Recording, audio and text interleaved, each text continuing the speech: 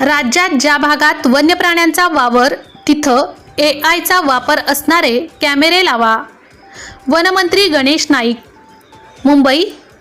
वन्यजीव व मनुष्य यांच्यातील संघर्ष टाळण्यासाठी तसेच वन्य प्राण्यांच्या हल्ल्यापासून ग्रामस्थांना वाचवण्यासाठीही राज्यातील ज्या ज्या भागात वन्य प्राण्यांचा वावर आहे अशा वनालगतच्या बफर झोनमधील गावांमध्ये कृत्रिम बुद्धिमत्तेचा वापर असणारे कॅमेरे लावण्यात यावेत.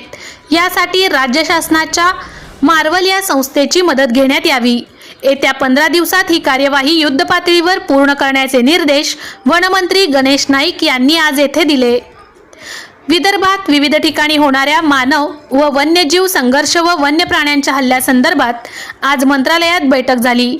यावेळी महसूल मंत्री चंद्रशेखर बावनकुळे, राज्यमंत्री आशिष जयस्वाल, आमदार परिणय फुके, अप्पर मुख्य सचिव मिलिंद म्हैसकर, प्रधान मुख्य वनसंरक्षक वनबल शोमिता बिश्वास, प्रधान मुख्य वनसंरक्षक वन्यजीव श्रीनिवास राव यांच्यासह इतर अधिकारी उपस्थित होते.